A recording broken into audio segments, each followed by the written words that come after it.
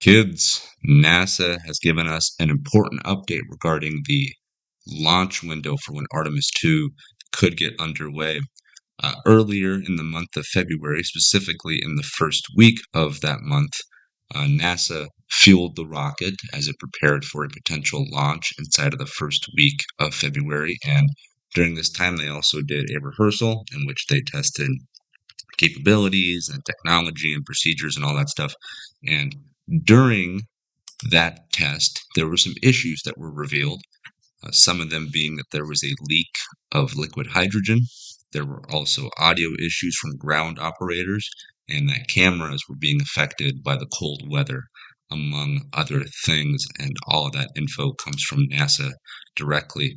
And so now, with these issues being discovered and with there needing to be more time for them to be addressed and fixed, NASA has also announced that the month of February is being removed completely from the mission availability calendar for when Artemis II could launch.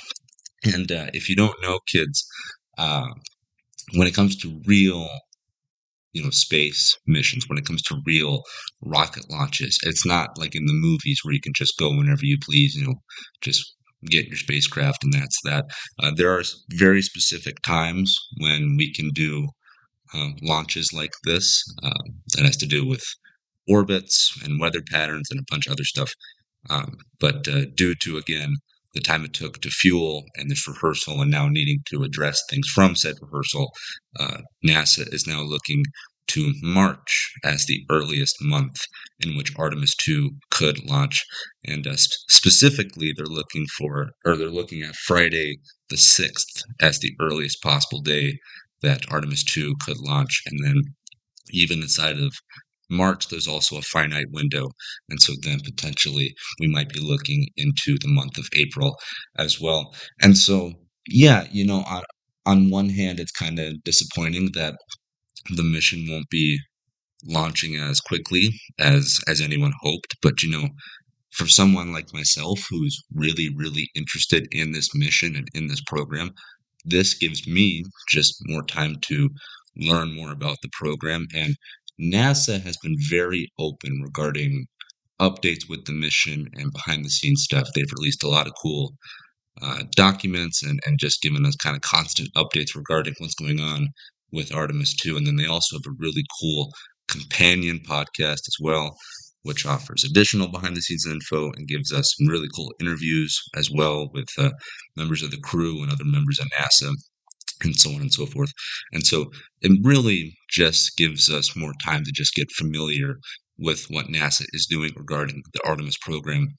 And I'm really looking forward to this mission. Again, as I said in a previous episode of the podcast, I think that this Artemis II mission is really, really important.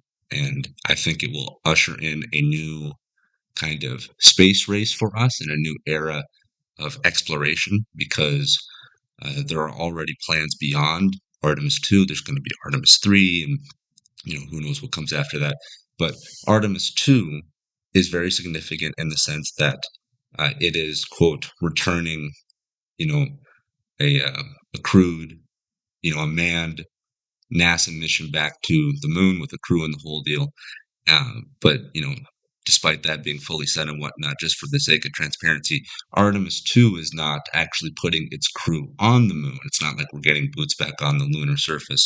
Artemis II is doing a lunar orbit. It's going to orbit the moon, and we're going to test technology, and then that technology will be used for the Artemis III mission, which will then bring people back to the moon, where we actually get boots back on the ground. But yeah, Artemis II is more so kind of opening the window for us to fully return to the moon. But the Artemis II launch is quote, returning us to the moon, in the sense that the last couple of missions we've sent to the moon have not been manned by a crew, whereas this one now will be.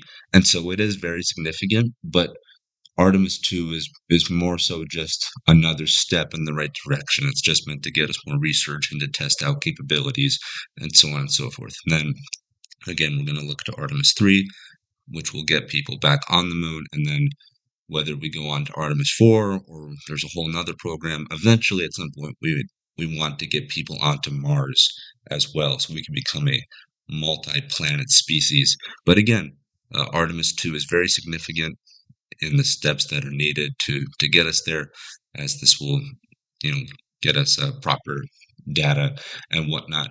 And so, yeah, look, like as I said, it's kind of sad that it's not going to launch as early as it could. But again, like I also said, this gives us more time to just absorb information about Artemis 2 and whatnot. And also, just for myself, very selfishly, I'm also hoping that the mission launches even later than in March. I'm specifically hoping that the mission launches in April and even beyond just that month. I hope it launches on the date of April 30th, 2026, as that is my birthday. And I can't think of a better gift than to have an actual NASA launch happen on my birthday. And so, yeah, I want Artemis to launch. I want it to be successful, and I want it, to to proceed, without any more delays. However, there is a selfish part of me that, well, if we could push it to April, that'd be nice too, and more specifically, April 30th of that month. So that'd be pretty cool for me. But yeah, Artemis 2 has now been removed from February. We now look to March and beyond for a potential launch. And so, yeah, in the words of Neil deGrasse Tyson, your personal astrophysicist, until then, we will just have to keep looking up, and yeah, we'll see what happens regarding Artemis in our future.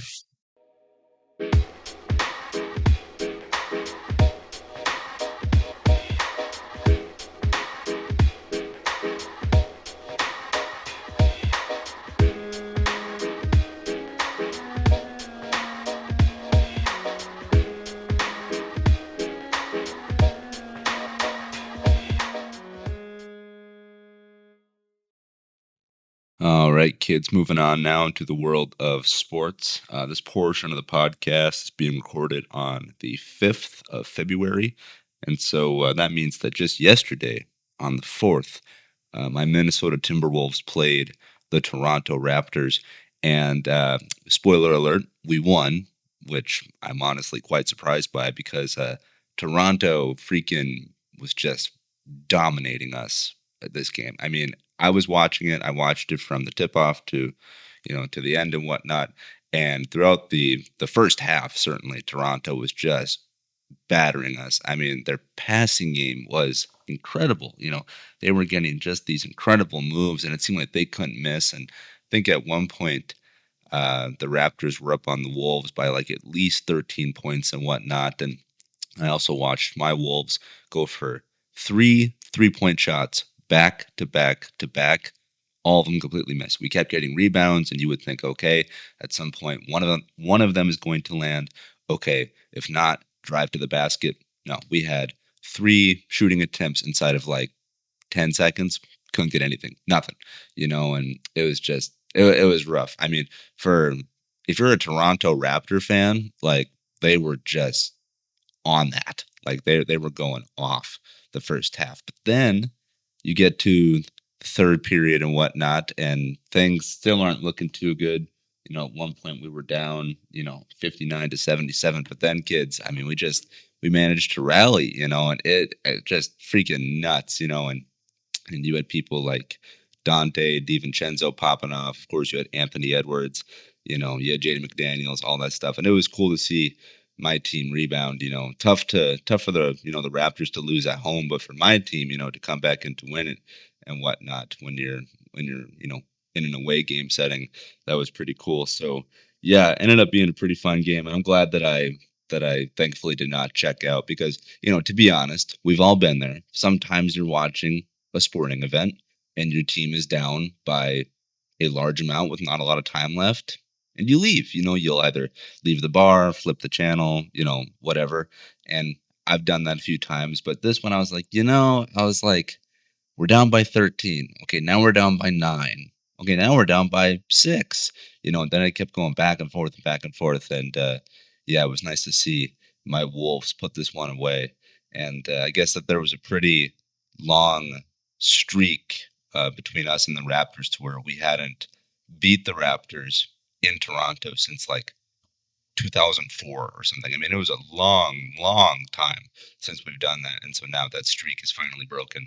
And for me to be able to see that game happen, I thought was pretty cool. So yeah, the Wolves beat the Raptors, and yeah, let's keep going. All right, kids, keeping it in the world of sports, and more specifically, keeping it in the world of Minnesota sports, as the Timberwolves were playing the Raptors, the Minnesota Wild were also playing the Nashville Predators. And so this made for a pretty fun outing for me to go see some of my favorite teams playing in their respective sports. You had the NBA on one screen, you had the NHL on another. And so I was constantly flipping back and forth, between them because there was a lot going on. And yeah, this Minnesota Wild game was freaking nuts. Uh, though we ended up winning that game, we beat the Predators 6-5, which is nuts. Really, the energy of this game started in the beginning when a player for the Wild named Matt Boldy got a hat trick, meaning he scored 3 goals himself. And what's even cooler than that is that he managed to do that in under 13 minutes of play. In 12 minutes, 58 seconds, Matt Boldy, one player on the Minnesota Wild, scored 3 goals. And so yeah, that was freaking nuts. And what's crazy is that like I've been a Wild fan for like a year and a half now. But I've kind of like quietly liked hockey. Like I really was into it when I was a kid. I was going to college games like with my cousins and whatnot. And I can't remember the last time I saw a hat trick, unless I have one distinct memory of seeing a hat trick happen actually at a college game between the UND hockey team and I can't think of the opponent now. I can think of the player who got the hat trick, but I can't think of the opponent. Oh, that's gonna kill me. But I know for certain that I saw one happen with like my own 2 eyes at a UND game. His name was Ryan Duncan, and he got a hat trick, and that was the first time I think I saw hats getting thrown on the ice. And so for me, that was pretty nuts. And I can't remember if I've seen a hat trick, whether on TV or actually in the flesh since then. It might have been you know a decade plus since they have. I mean, they're rare. It's not like they happen all the time.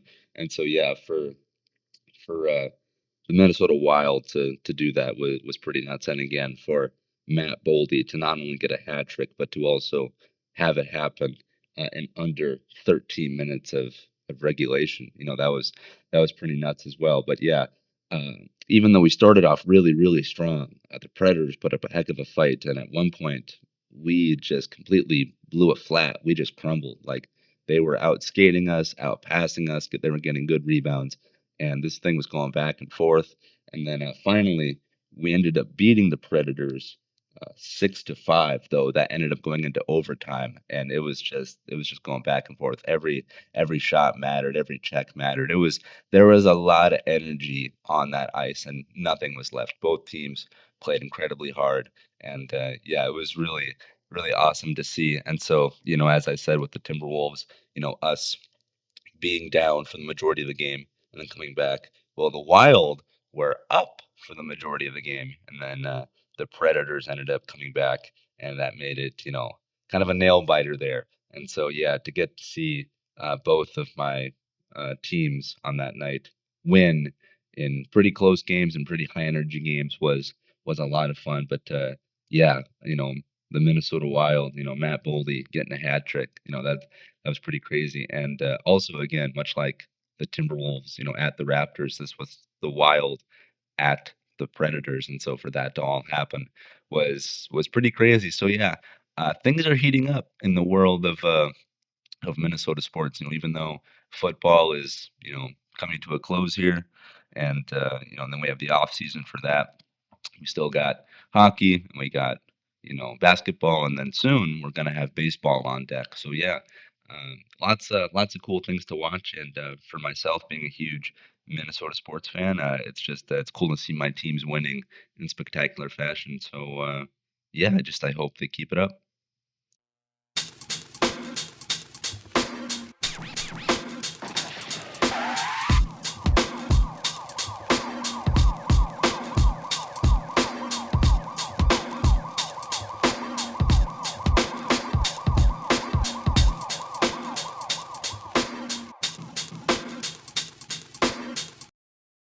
What's funny, kids, is that I talk about sports a lot, both on this podcast, outside of this podcast, so on and so forth. And I'm, deep on basketball and baseball, and I'm, getting, in even deeper on hockey and whatnot. But something completely just skipped my mind. It just, flew up on me and whatnot and said, "Hi, we're here, get ready." And that's the 2026 Winter Olympics. I just, for whatever reason, I had completely forgot that these were coming. What's interesting too is that, like, with me saying, I go out to bars and I watch, basketball games and hockey games and whatnot. Like, I've seen the advertisements, I've seen the commercials where they show off, the athletes and the events and whatnot. And I always thought, oh yeah, yeah, like that, that's coming. But like I never put two and two together that, like, it's the Super Bowl and like the Olympics are like happening pretty much like at the same time and whatnot. And so yeah, the Olympics are here and they are being held in Italy. And yeah, things are getting underway. And what's funny also, and what's honestly it's it's kind of more so sad, is that, like, I feel like there's more attention going towards like one singular event, that being the Super Bowl. Again, because I'm recording this prior to the big game being played, but I feel like there's been more attention on that than there has been the Olympics. And like, yes, the Super Bowl is the Super Bowl. Many people watch it, including non-football fans. They might tune in for this one just to watch the halftime show or the commercials or whatnot. But the Olympics are literally a world stage where many countries come together. The best of the best. And we go up against one another and win fame and glory and all that stuff. But yeah, just for whatever reason, the Olympics just kind of arrived, and I was like, "Oh my gosh, I completely forgot." So yeah, the 2026 Winter Olympics are here, and of course, we have such events as like curling, hockey, the long jump, figure skating, all that stuff. Like, I really enjoyed the Olympics. I'm hoping to watch, you know, a good portion of it. I think that'll kind of get my sports fix, as it were. But I'm not really sure where to watch, but I'll figure it out at some point. I also don't know if I really prefer the Winter Olympics as opposed to the summer. Gut reaction, if I had to pick right now, I think I would choose the Summer Olympics, but I'm not fully sure.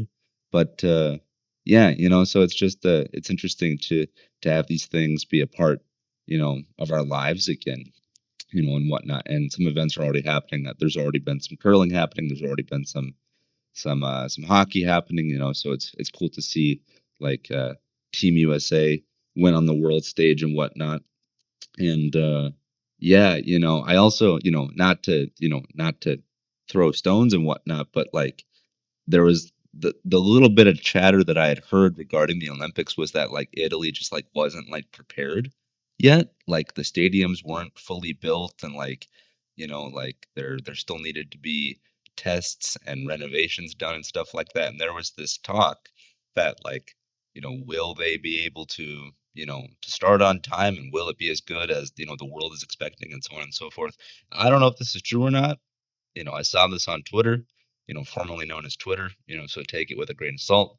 But like, I had heard that, like, in the first event of curling, inside of the first like 10 minutes, there was like a power outage, and I also heard that regarding, like, you know, ice hockey, that like there was concerns that maybe the literal rinks weren't big enough. Like, I don't know. I'm not saying Italy dropped the ball again. It could just be total conjecture online. But yeah, like, again, the lead up to the Olympics, I saw a lot of videos of like construction, and then I steadily started to see, like I said, more advertisements and whatnot. And so yeah, the Olympics are here. And look, whether you're, you know, for Team USA, Team Canada, Team, Sweden, whatever country you align with and support, go out there, put on a good show, display your athletic abilities. Again, this is the world stage and whatnot. You will go down in history, and even just going, never mind if you place, gold, silver, silver or bronze in your respective event. I mean, just to literally go to say I was an Olympic athlete, I was deemed the the cream of the crop for my respective sport, to represent your entire country. That's just nuts. You go from, like, imagine, you're playing college hockey, then you go pro, and then you can represent, an entire state or really an entire region of the US, and then to eventually be considered, we want you to represent the whole country. I mean, that would just be that'd be crazy. I also have no idea how people go as spectators because the crowds I don't think are particularly large when it comes to the Olympics. I mean, frankly, I have no idea. I have no idea how big these stadiums are and whatnot. But I've seen videos of sold out baseball games, sold out NFL games. You know, and like I would wonder if you can just buy a ticket to the Olympics, like you can buy a ticket to anything, or if you have to enter like a draft or a lottery, you know, and whatnot. And I'm sure that whatever country is hosting the games probably gets, priority and whatnot. But like, I mean, hey, I would love to go to the Olympics. Are you kidding me? Like people are like, oh, I want to go to the Super Bowl. And it's like, look, if my team, the Minnesota Vikings, ever goes to a Super Bowl, I will absolutely consider going. Who knows if I'll get there.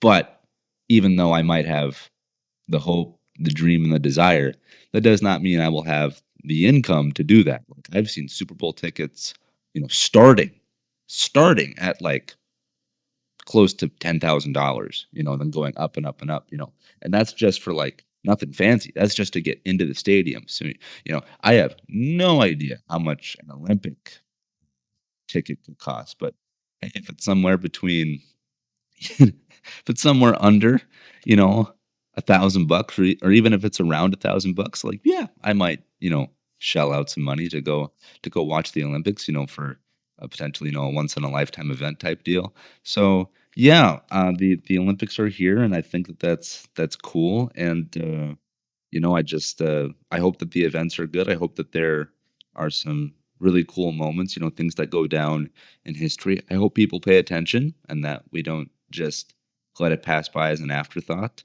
And yeah, so the Olympics are here, and there's been some amazing graphics as well that the marketing team for Italy, for the whole country of Italy, has done. I've been really enjoying that and seeing all the clips online and stuff. So yeah, there's wall-to-wall coverage on a lot of the news networks, but again, I'm not fully sure where to watch the Olympics specifically. But yeah, again, at the time of this recording, being the 5th of February, the Olympics are here.